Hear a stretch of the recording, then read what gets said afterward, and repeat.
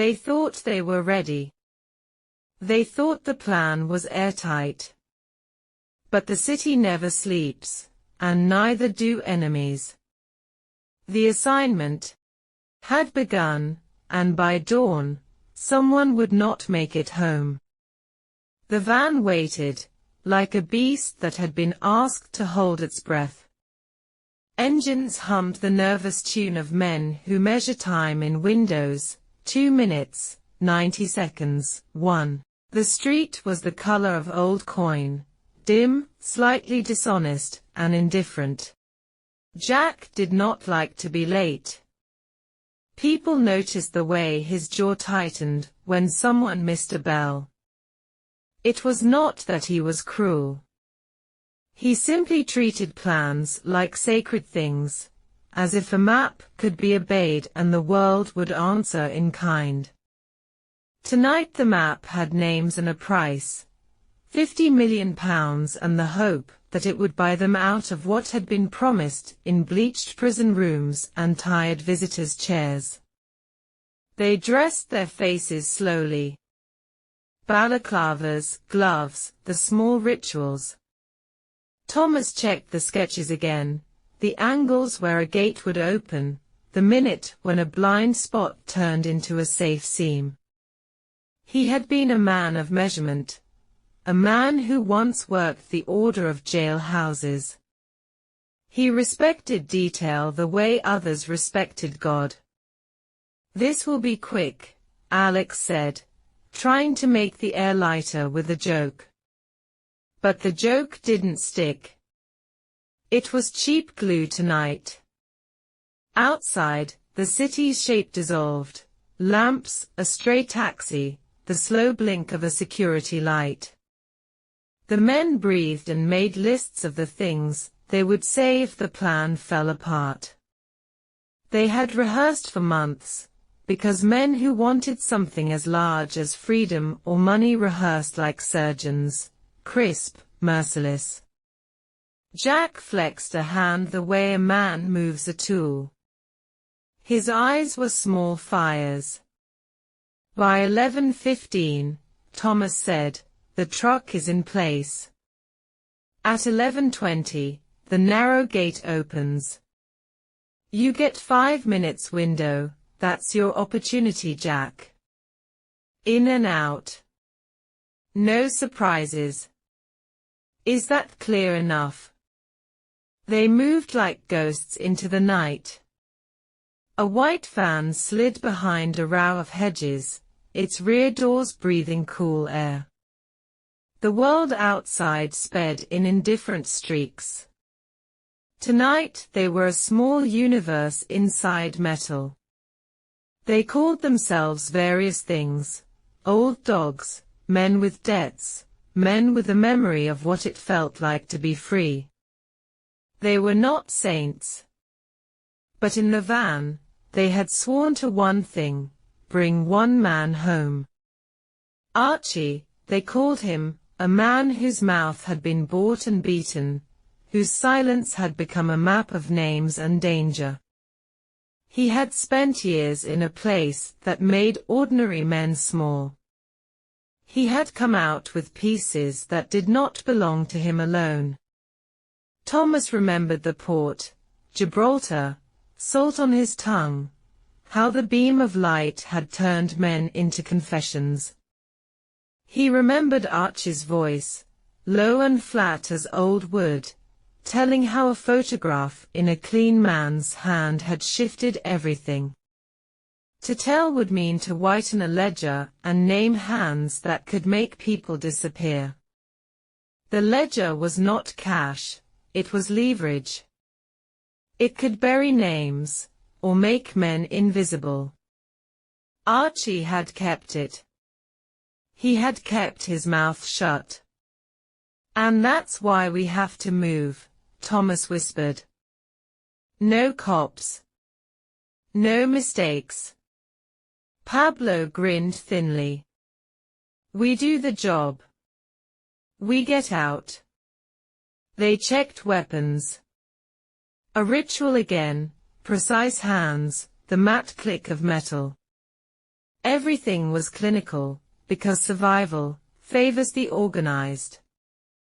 At 11:12, the narrow gate unlatched, slow and honest. A truck eased into place with lights off. A crate slid from its belly. The kitchen supervisor would sign. Jack moved, like a man whose hands remember heavy things. He was never loud. He was only exact. They slipped through the gate, in the small window of light made by arrangement, and the world outside reduced itself to the slow script on the A3 page that lay on Thomas's lap. The map showed arrows, places and times. A dotted line that separated safety from the rest. Moments later, a shadow came alive at the edge of memory. The man they were taking was not quietly complicit. He was a map of second chances and the rumor of treasure. They had promised him safe hands in exchange for a secret. The promise had name and teeth. Night, faint distant siren, heartbeat racing. Then, as they worked, the wrong lights appeared. A car slowed where there should have been no car. A figure walked too near. The van's radio blurred with a static buzz that tasted of other plans. The silence that had been their ally turned thin. And in the sudden sweep of streetlight, an unpredicted sound blew through the night like a bell. The woof of engines, the harsh click of a lock remote, the silhouette of uniforms not expected. Men spun, hearts jagged like broken glass. Jack's voice was low and flat, move. But the plan began to unseam. A light cut through the hedges. Someone had seen them. Panic is a small animal, once smelled, it breeds. What happened next was not the clean exit they had rehearsed. Gunfire answered a wrong turn. Running shoes slipped on gravel. Yelling made the street small and dangerous. They took Archie and moved him into the van, with hands that shook. A man who had been a deputy governor, a man who had measured doors and angles, swallowed his fear and held the route steady. The city blurred. There was a moment when men in the van all had one single thing in common, a heartbeat like a hammered anvil. When they reached the safe place, the light inside was yellow and quiet. Archie's face, at last uncovered, showed a kind of tiredness that was older than shame. His eyes had a ledger behind them. He looked at the men and said in a voice that had been used to bargaining for small mercies, "If anyone asks, I know nothing." They had him. They had their man. But the world had shifted. On a scrap of paper, someone had scrawled a question: who held the ledger? Who could be trusted? Outside, as the van idled away, a police siren in the distance carried a note that sounded a lot like trouble. A small sound, but big enough to push the night into another terrain. On the passenger seat, Thomas folded his hands over the A3 map. There was a small scrap of paper tucked in the crease, a photograph, a smile cut out and folded, a single name in tiny print. He did not look up. Because in the end, every promise in that van now rested on one man's mouth, and one secret could make them heroes, or make them disappear. The van tore through the sleeping streets, engine growling, headlights slicing the dark. Inside, Nobody spoke. Not for the first 30 seconds. Only the sound of heavy breathing, metal shifting, leather gloves scraping against weapons. Thomas kept his eyes forward, sketches clutched in his hands like scripture. Jack's jaw twitched, his anger a pulse you could almost hear. Alex rubbed his temples, muttering something under his breath, and Pablo tapped his knee, restless, his grin stretched too thin. Then Jack broke the silence. His voice was gravel. Jack, growling, "So where is it?" Those words hit the van like a hammer. Pablo laughed nervously, scratching at his chin. "Relax, eh? We're not even clear of the city yet," Pablo said. But Jack didn't blink.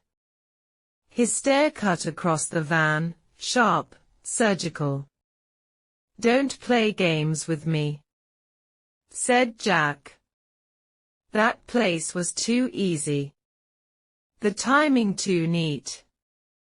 "Someone must have tipped them off," said Jack angrily. "Or someone's holding out. I'm not sure who. But I will find out." Alex threw up his hands, his laugh brittle. "Come on, Mr. FBI," Alex laughed. "With you it's always, ease off, Jack. Take it easy. Maybe, just maybe, we pulled it off. Ever thought of that, Jacko?" Thomas stayed silent. His knuckles whitened on the rolled sketches, his mind circling the same memory he could never shake. Flashback, Gibraltar. The name itself was a wound. Thomas remembered the way Archie told his story, piece by piece, like a man afraid of his own voice. Gibraltar. A night thick, with salt and diesel. Docks alive with the ritual of cranes, ropes, curses. Archie had watched, a man in a suit, shoes too clean, for salt, smile too sharp, for the hour. Then came the light.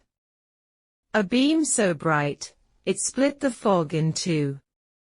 Dogs barking, men shouting, boots hammering wood. Hands on his shoulders, cuffs cold on his wrists. They asked him, one question, over and over again, "Where is it? Where's the money?" Archie never answered. Because, it wasn't just about the money. It was the ledger. A small book with names, trades, debts, power mapped out in ink. He knew if he spoke, men would vanish. Families would collapse. Friends would be sold, like coins in a marketplace. So he stayed silent. Archie's voice, haunted, "You can be beaten until you trade stories. You can be starved until you barter names. But some things, if spoken, could buy your untimely death." And he wasn't ready to pay the ultimate price. That was why the £50 million still lived in whispers, never in daylight. Back in the van, Thomas blinked out of the memory. The silence had turned toxic. Jack leaned forward, his bulk filling the narrow space. "Jack," snarling, "you know something. Don't you, Thomas?" Alex shifted uncomfortably, trying to joke, but finding no laughter left. Maybe the money was never real. The words hung like smoke. For a second, nobody breathed. Then Thomas finally spoke. His voice was calm, too calm. "It's real. I saw the ledger. Every head snapped toward him. Jack's eyes narrowed. Pablo's grin widened, hungry. Alex went pale. And just like that, suspicion turned into certainty. This was the confirmation Jack and Pablo needed. £50 million was real. Jack leaned forward, his bulk filling the narrow space between himself and Archie. For a second, nobody breathed. Then Thomas finally spoke. His voice was calm, too calm. It's real. I saw the ledger. I have the money.